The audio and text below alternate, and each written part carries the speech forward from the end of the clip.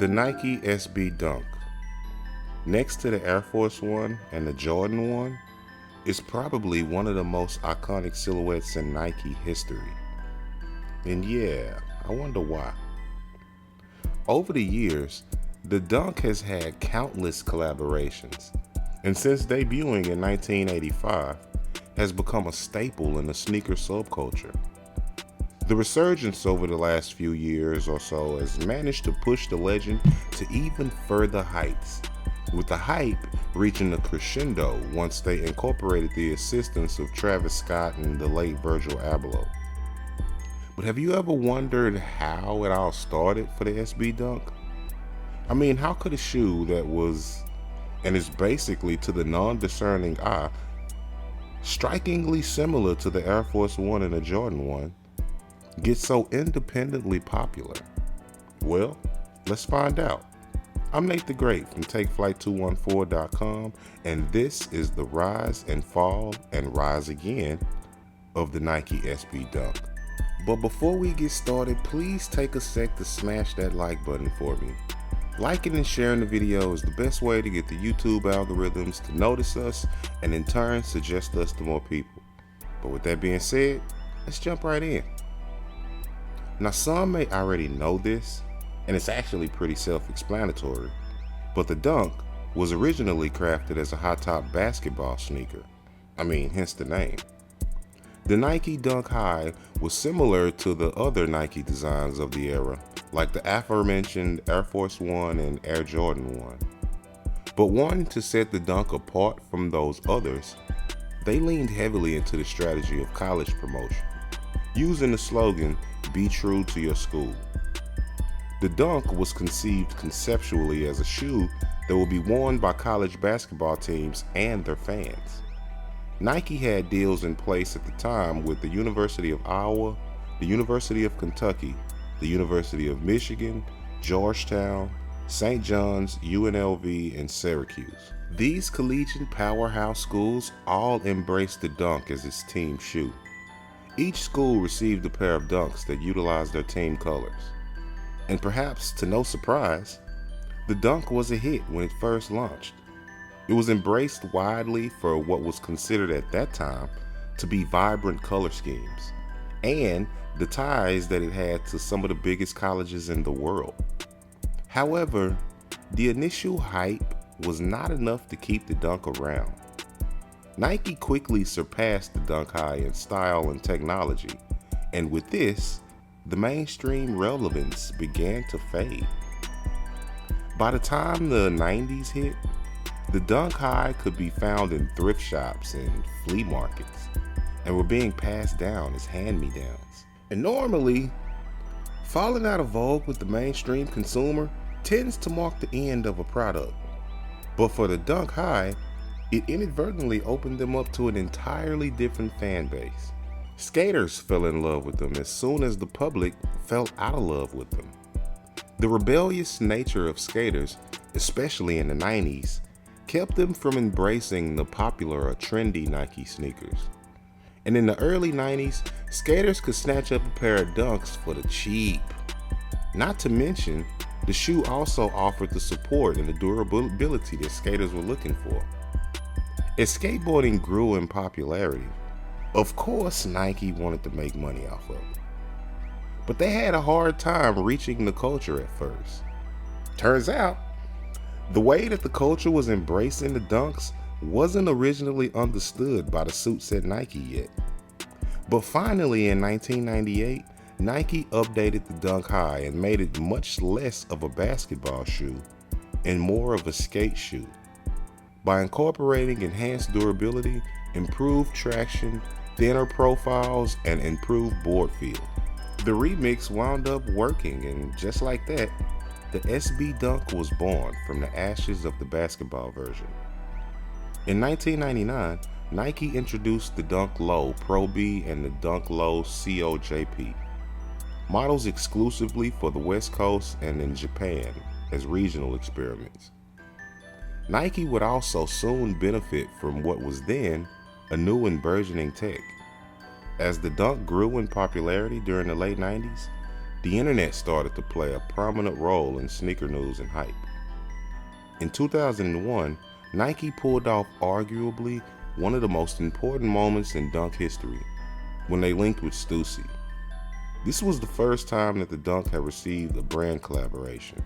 In total, there were 3 pairs made, 2 highs and 1 low. And although the highs were cool, the lows really stole the show and sparked the trend of skateboard brand collaborations at the home of the swoosh. The regionally exclusive Dunks were becoming a trend on sneaker websites and forums. The internet was able to connect sneakerheads from across the globe, and the Dunk was a major focus of their discourse. It wasn't until 2002, though, that Nike SB, an official subsidiary of Nike dedicated to skate, was finally launched. The birth of Nike SB also introduced the SB Dunk Low to the rest of the population as well. Nike also recruited its first 4 signature skaters, Danny Supa, Richard Mulder, Gino Lanucci, and Reese Forbes. Each athlete was given their own signature shoe and allowed to put their own spin on the new silhouette, which turned out to be a success. Soon Nike SB would start branching out to skate shops and giving them the chance to work on Dunks too. Everybody from Chocolate to Zoo York dropped a collab. But there was one brand collab that sent the Dunk and the collaborative brand into the stratosphere. In 2002, Nike SB teamed up with Supreme. And as the latest skate shop to work with the SB Dunk, Supreme opted for the classic feature made famous by the Air Jordan 3, elephant print.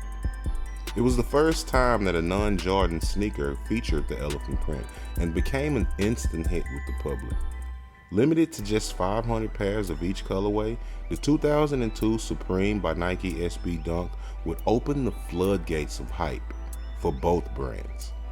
The next most epic brand collab came in the form of the Pigeon Dunk.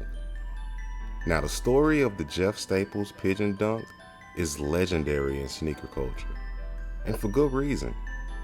In 2005, Nike SB dropped a city pack. In total, 4 pairs were released and reflected major cities like Tokyo, Paris, London, and New York. Staple, being a longtime figure in the NYC streetwear scene, was given an opportunity to work on his own SB Dunk. And in doing so, Jeff Staple would go on to create one of the most infamous sneaker collabs in history. On release day, hundreds of people showed up trying to get their hands on a pair. It got so crazy that the cops had to be called out just to try and help control the situation. It was so bad that if you were lucky enough to get your hands on a pair, you had to be escorted out to a waiting car by cops, lest someone tried to knock you in the head for them. The following day, the release of the Pigeon Dunk made front page news and would change the way sneaker culture was looked at forever, ultimately bringing it into the mainstream.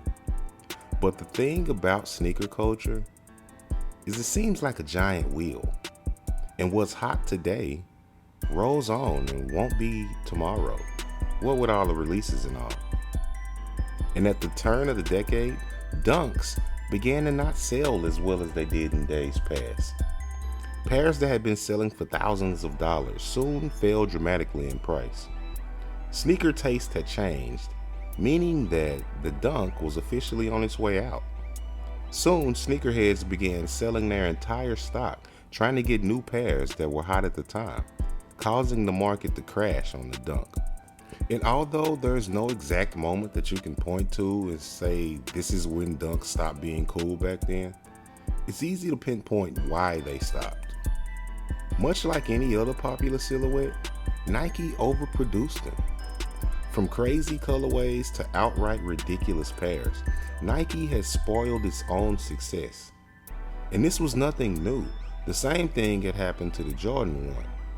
Things were looking dark for the Dunk once again, and Nike would shelve the model, unclear on when or if they would ever re-emerge again.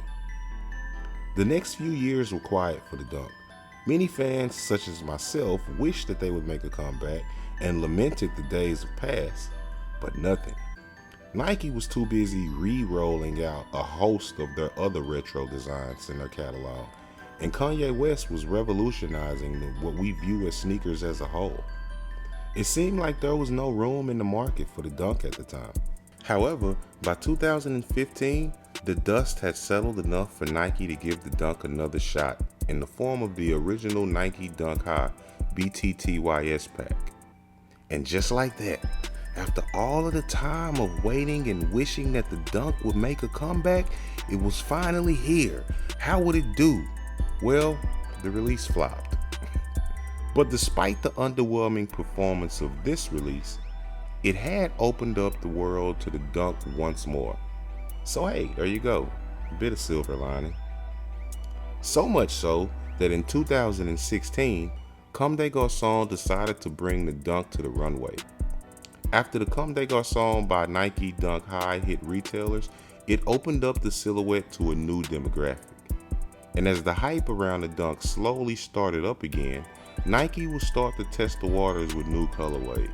However, it wouldn't be until 2019 that Dunks really start to make a mark in the sneaker culture again. Virgil Abloh's trio of off-white Dunks, as well as Travis Scott's penchant for them, would soon start the sneaker community's love for the Dunk once more. This would open the floodgates yet again. From the reintroduction of the OG colorways to crazy collaborations with the likes of Ben & Jerry's, Strange Love Skateboards, and Cactus Plant Flea Market, tons of brand collabs will follow.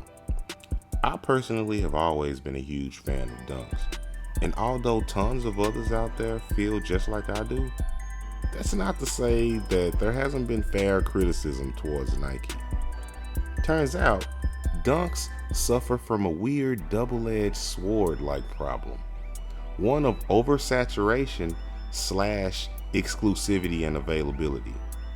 And yeah, I know, on the surface, that sounds like an oxymoron, but just hear me out for a second.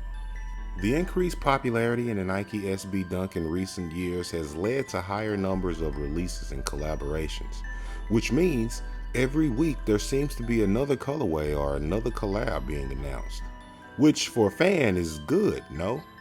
Well, not really. Oversaturation can have the opposite effect of fatigue on fans. If you're constantly dropping looks, some of which look pretty uninspired, which is sort of kind of what happened in the past. But on the other side of the coin, even though they seem to drop a new Dunk every week, the release quantity is still not high enough to scratch the itch of anyone who might have one. Not to mention, limited edition collaborations and regional releases often lead to frustration if certain releases are exclusive to specific areas. Then that basically makes them virtually impossible to come by at retail price. And in many cases, these are the best looking ones. Which leads to the next part of the problem for Dunks: resellers. For many, the only way to get your hands on practically any Dunks, that is if, of course, you care enough to get the real ones and not reps. But the only way you can get the real ones is on the resale market, with rare exception. And with the exclusives being such a unicorn, if you want to cop them, you're gonna have to drop out 3 or 4 times the retail price. Even the super basic old school colorways wind up selling out too fast, and resellers are trying to get 2 to 3 times the price for those too. And I don't know about you, but I absolutely refuse to pay $300 for a pair of Pandas or Michigan Dunks. All in all though, Dunks remain a huge moneymaker for Nike, and because of that, I'm sure they'll be around for a while. Seems like Nike knows that they have a winner, so they'll beat the dead horse until it turns to paste. And once the paste turns to dust, they'll take that up and take it back to the lab and clone it, roll it back out again later on. But hey, that's big business for you. What do you think? Are you a fan of Dunks? Do you think they're oversaturated at this point? Hit us up in the comment section and let us know. And if you made it this far, then I assume that means you liked the video. And if you haven't already, please smash that like button for me. We always say liking and sharing the videos is the best way to help us to continue to grow as a channel, and we can't do it without the love and the support from you guys, which I thank you so much for up until this point. And if you want to be updated whenever we drop a new video, then hit the subscribe button and then the notification bell, and that way you'll be notified whenever we drop a new episode. With that being said, I'm Nate the Great from TakeFlight214.com signing out until next time. Peace.